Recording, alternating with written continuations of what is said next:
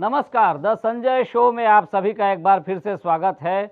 मैं हूं संजय शर्मा और आज यूपी के समीकरण में एक बड़े बदलाव पर हम चर्चा करेंगे। यूपी में भारतीय जनता पार्टी ने एक बार फिर अपना पैंतरा बदलते हुए नई चाल चली है। कल तक पार्टी कह रही थी कि योगी आदित्यनाथ को अयोध्या में उतारकर जातिवादी समीकरण को हिंदुत्व से पटखनी दी जाएगी, लेकिन अब पार्टी ने योगी को उनके ही अपने घर गोरखपुर से चुनाव में उतारने का फैसला किया है। यानी बीजेपी ने हार्डकोर हिंदुत्व वाली लाइन को छोड़ने का फैसला किया है। तो इसका क्या मतलब निकाला जाए, चलिए एक एक करके समीकरण को जरा एक बार फिर से जांच लेते हैं।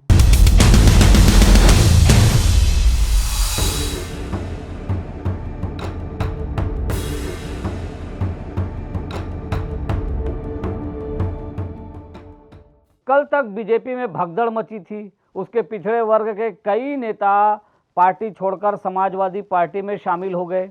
इसके बाद बीजेपी की स्थिति कमजोर होती हुई दिख रही थी, पर बीजेपी ने पिछड़ों का विश्वास पाने के लिए प्रधानमंत्री नरेंद्र मोदी को आगे करने का फैसला किया है, क्योंकि प्रधानमंत्री खुद पिछड़े वर्ग से आते हैं और बीजेपी को लगता है कि पिछड़ों का सबसे बड़ा नेता नरेंद्र मोदी ही है। इसके साथ ही जातिवाद को टक्कर देने के लिए बीजेपी ने योगी को अयोध्या से उतारने पर विचार किया था, पर अब उसने 3 दिनों के मंथन के बाद अपना ये विचार त्याग दिया है। योगी गोरखपुर से ही चुनाव लड़ेंगे। योगी आदित्यनाथ गोरखपुर लोकसभा से 5 बार सांसद रह चुके हैं। हो सकता है कि बीजेपी को लगता होगा कि विधायकों के भागने पर रोक लगाकर और कुछ समझौते करके वो डैमेज कंट्रोल कर सकती है, तो अयोध्या मुद्दे को अभी ना भुनाया जाए। बार बार एक ही मुद्दे को भुनाना आसान नहीं होता है, इसलिए पार्टी राम मंदिर के मुद्दे को लोकसभा चुनाव के लिए बचाकर रखना चाहेगी। अभी इसको यूपी में खपाने की जगह 2024 में उसका पूरे देश में लाभ लिया जाएगा। यानी ऐसा लगता है कि बीजेपी अभी हार्डकोर हिंदुत्व का कार्ड बचाए रखेगी 2024 के लोकसभा चुनाव के लिए। तो फिर यूपी में अभी क्या होगा? 3-4 दिनों में हालात कुछ फिर से बदल गए हैं। आपको याद होगा कि दलितों के वोट दिलाने का दावा करने वाले भीम आर्मी के चंद्रशेखर कल तक अखिलेश यादव के साथ गठबंधन के लिए तैयार थे, पर आज उनका दांव पलट गया। उन्होंने अखिलेश पर दलितों की उपेक्षा और अपमान का आरोप लगा दिया है और कहा है कि अखिलेश को दलितों का सिर्फ वोट चाहिए। अखिलेश दलितों को गठबंधन में शामिल करना ही नहीं चाहते हैं। अब आप समझ ही गए होंगे कि योगी बीजेपी के रास्ते की एक बड़ी झंझट टल गई है, क्योंकि कल तक अखिलेश को सामाजिक न्याय का मसीहा समझ रहे चंद्रशेखर आज कह रहे हैं कि अखिलेश यादव सामाजिक न्याय का मतलब नहीं समझते हैं। अब जरा याद करें, एक दिन पहले योगी ने भी लगभग यही लाइन अखिलेश के लिए कही थी कि वंशवाद और परिवारवाद की राजनीति करने वाले सामाजिक न्याय की लड़ाई नहीं लड़ सकते। अब भीम आर्मी के मुखिया कह रहे हैं कि अखिलेश सामाजिक न्याय नहीं समझ रहे हैं। क्या इन दोनों वाक्यों में कोई समानता आपको दिख रही है? क्या आपको याद है कि स्वामी प्रसाद मौर्य समेत बीजेपी छोड़ने वाले सभी नेता कह रहे थे कि बीजेपी पिछड़ों दलितों की उपेक्षा कर रही है? तो क्या समझा जाए? अखिलेश पर ऐसे ही आरोप लगाकर कुछ और लोग समाजवादी पार्टी छोड़ेंगे?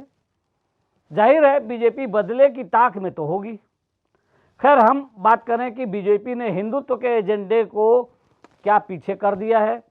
हम ये तो नहीं कहेंगे, पर यह कहा जा सकता है कि इसे ज़रा पीछे किया है, क्योंकि उसके पास पिछड़े वाले मुद्दे की काट के लिए प्रधानमंत्री का चेहरा है और हिंदू वोटरों का एक मजबूत आधार भी है उसके पास। योगी के साथ ऐसे वोटर अपने आप ही जुड़ जाएंगे। रह गया दलित वोटरों का मुद्दा, तो भीम आर्मी की उपेक्षा करके अखिलेश ने वहां बीजेपी को कुछ राहत दे दी है।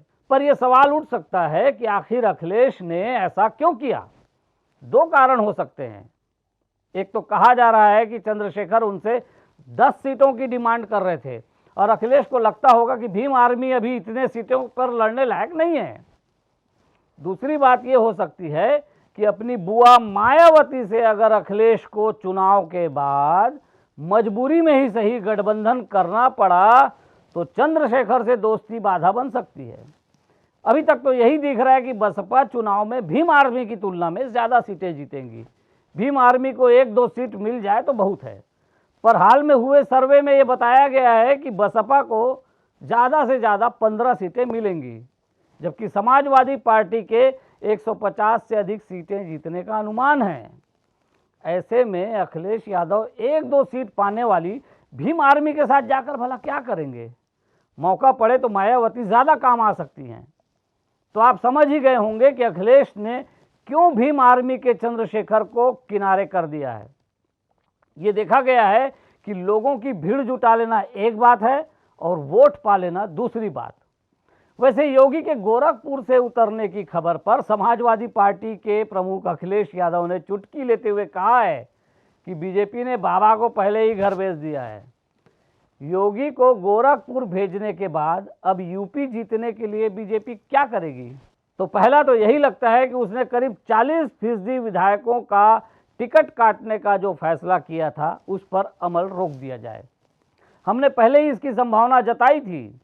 लगता है कि अब पार्टी उन्हीं का टिकट काटेगी जिनके जीत की संभावना बेहद कम है। खबरें आ रही हैं कि बीजेपी अब 10-15% विधायकों का ही टिकट काटेगी और हमें लगता है कि जिनके टिकट कटेंगे उनमें से ज़्यादातर के परिवार से या उनकी पसंद के लोगों को ही टिकट दिया जाएगा। परिवारवाद को एकदम से खारिज करना आसान नहीं है। ऐसा करके बीजेपी विधायकों का पलायन रोक सकती है और अपने खिलाफ बन रहे परसेप्शन को ठीक कर सकती है। फिलहाल पहले और दूसरे चरण के चुनाव के लिए बीजेपी ने 20 विधायकों का टिकट काटा है। दूसरा कदम अब वो ये उठा सकती है कि दलितों और पिछड़ों को ज़्यादा से ज़्यादा टिकट दे। तो उसके 107 उम्मीदवारों की पहली लिस्ट में 44 ओबीसी, 19 अनुसूचित जाति और 10 महिला उम्मीदवार शामिल हैं। यानी अखिलेश के दलित और पिछड़े कार्ड को कमज़ोर करने की तैयारी बीजेपी ने कर रखी है। बची खुची सहायता उसे अखिलेश से भीम आर्मी का गठबंधन नहीं हो पाने के कारण मिल ही रही है। बीजेपी की अगली चुनौती मायावती का दलित वोट बैंक है, पर उसमें सेंध लगाने के लिए भीम आर्मी ने चुनाव लड़ने का ऐलान कर ही दिया है।